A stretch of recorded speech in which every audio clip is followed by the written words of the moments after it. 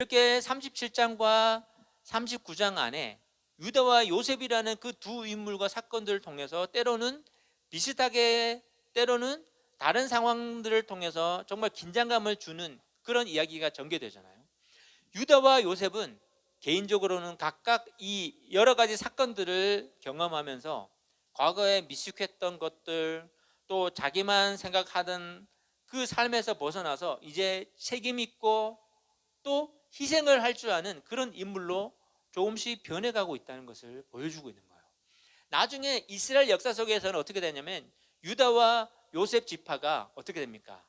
각각 남쪽, 북쪽 왕국의 정통성을 세우게 되는 그 두 인물의 지파가 되는 거예요.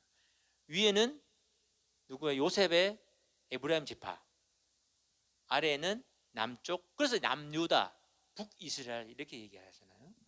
그래서 요셉은 이제 이집트로 팔려가면서 12지파의 균열이 생기면서 하나님의 구원 계획을 위태롭게 만드는 그런 위기에 직면하게 되었지만, 어떻게 보면 유다는 또 후에 자신의 불의한 삶과 또 책임을 공개적으로 시인을 했습니다. 누구에게? 동생 요셉에게 시인하잖아요. 그리고 다말과 이제 다시는 동침하지 않음으로써 진정한 회개를 통해서 변화되었다는 것을 말씀하고 있습니다. 그래서 다말에게서 태어난 두 아들 누구예요? 베레스 중에 이 베레스는 어디에 또 나옵니까? 마태복음에 나옵니다. 마태복음에 뭐라고 나와요? 예수님의 조상이 되는 거예요. 놀라운 이 우연이라고 할 수 없을 정도로 놀라운 그 일 아닙니까? 그죠? 베레스가 그가 태어난 그 배경은 어떻게 보면 눈시울을 찌푸릴 수 있는 그런 배경일지 몰라도 그것을 통해서 하나님은 유다의 그 장자권을 이어가면서 결국 유다를 통해서 예수 그리스도가 탄생되는 메시아의 조상이 되었다는 거죠. 그래서 하나님은 유다의 잘못된 죄와 잘못된 행동 속에서도 다말의 결단을 통해서 약속의 계보를 하나님께서는 보존하고 계시다는 거예요. 하나님은 고난을 딛고 일어난 그 성공 스토리로 우리에게 전해지는 그 요셉을 통해서 약속의 계보를 이어가신 것이 아니라는 거예요. 우리는 이것을 잘 알아야 합니다. 유다는 비록 하나님 보시기에 의롭지 못한 삶을 살았지만 결국 다말을 통해서 그 계획을 이루시는 것을 볼 때 하나님은 가장 의롭고 성공적이고 모범적인 삶을 살고 있는 사람을 통해 그분의 계획을 이루시긴다기보다는 가장 깊이 진정한 회개를, 변화를 통해 자기 희생을 통해 또 책임을 다하는 그 사람을 통해서 하나님은 이루신다는 것을 말씀하고 있습니다. 그래서 요셉의 이야기의 한가운데 불쑥 튀어나온 이 유다의 이야기는 언뜻 보기에는 편집한 오류라고 할지 모르지만 사실 하나님의 구원의 이야기가 어디로 흐르는지 보여주기 위해서 삽입한 거예요. 의도적인 삽입이라고 할지라도 그것은 하나님께서 그것을 그렇게 삽입하도록 마음을 감동을 주셨다는 거죠. 창세기는 요셉의 영웅 이야기처럼 그려지지만 그 언약의 계보는 누구를 통해 이어지냐면 유다를 통해서 이루어진다는 것을 보여줍니다. 창세기 그래서 후반부에 나오는 내용을 보면 요셉의 용서를 이끌어낸 장면이 있습니다. 요셉이 왜 용서해집니까? 나중에 이제 애굽에 기근이 들어가지고 그 전에 이제 요셉의 바로의 왕의 꿈을 해석해 주면서 요셉이 어떻게 됩니까? 총리가 되잖아요. 감옥에서 총리가 됩니다. 그래서 총리가 돼서 이제 7년간 풍년, 7년간 기근 때문에 이제 풍년이 들어서 5분의 1을 저장을 하고 흉년이 들었을 때 이제 가나안 땅에도 흉년이 들어서 모든 나라의 백성들이 그 쌀을 받기 위해서 다 이집트로 몰려들 때 그때 야곱의 가족들도 형들도 같이 왔다는 거예요. 그때 요셉은 누구를 만나니까 총리였으니까 그들을 만났을 거 아니에요. 그때 이 유다는 요셉에게 진정한 회개를 하게 됩니다. 잘못을 뉘우치게 되죠. 그래서 그 요셉의 용서를 이끌어낸 장면이 있는데 그 장면을 이끌어낸 장본인이 누구냐면 바로 유다였다는 거죠. 유다가 그 요셉의 동생이 누구냐면 베냐민이거든요. 베냐민 대신에 자신을 희생하는 그 내용이 있습니다. 그 장면을 통해서 요셉의 용서를 이끌어낼 수 있었다는 거예요.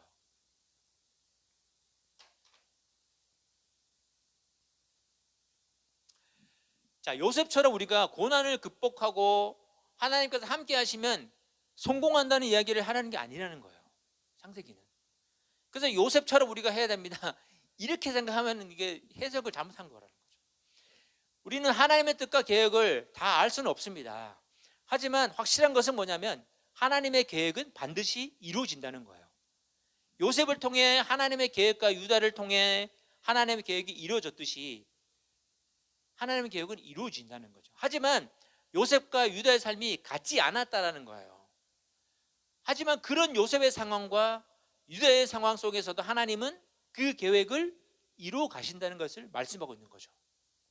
그렇다면 오늘 저와 여러분에게도 소망이 되는 거예요. 왜? 저와 여러분 중에 요셉과 같은 사람도 있을 것이고 또 유다와 같은 삶을 살고 있는 사람도 있을 것입니다. 중요한 것은 내가 아니라는 거예요.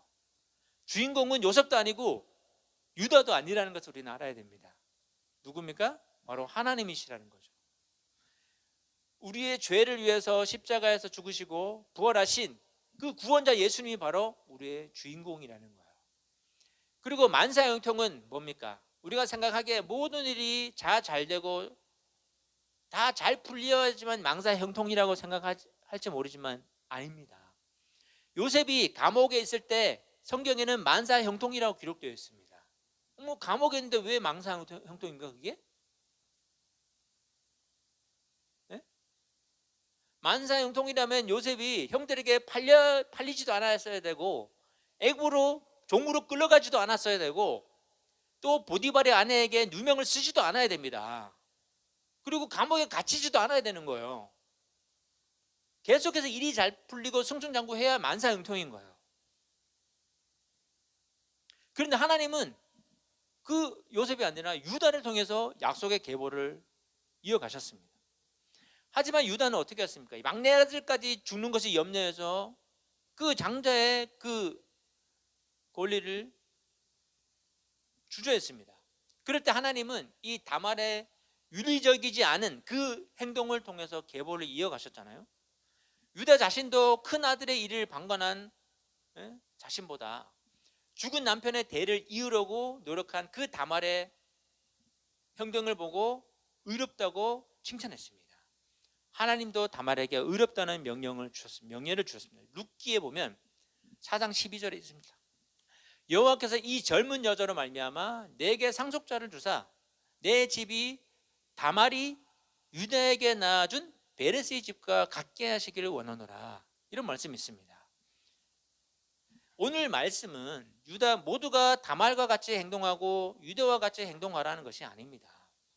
우리가 각자의 삶 속에서 일어나는 모든 일들은 모두 하나님의 허락 안에서 일어난다는 것을 우리는 알아야 됩니다.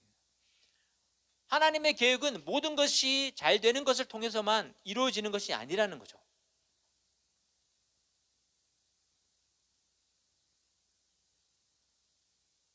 때로는 우리의 실수를 통해서 또 거짓말을 통해서도 하나님은 일을 하신다는 거예요.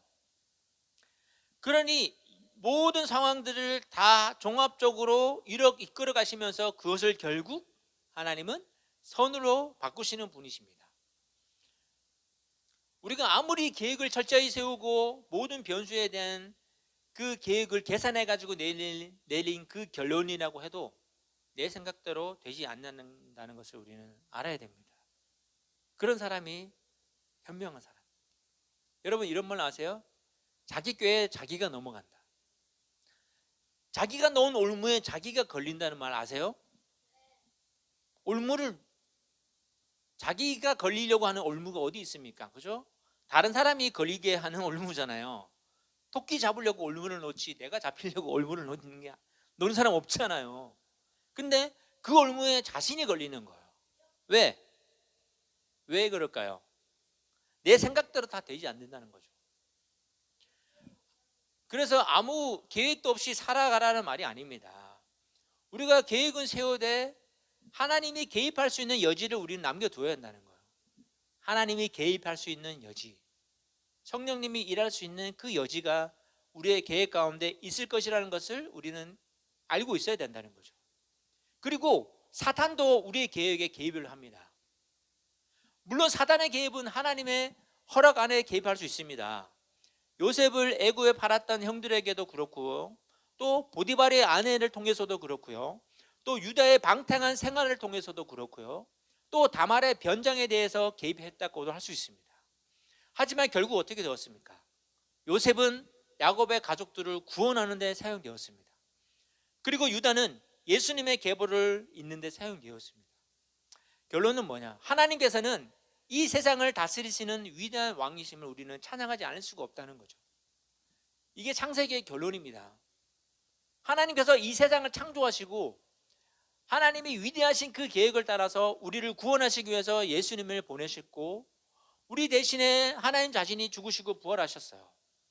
그래서 저와 여러분에게 영원한 생명을 주신 것입니다.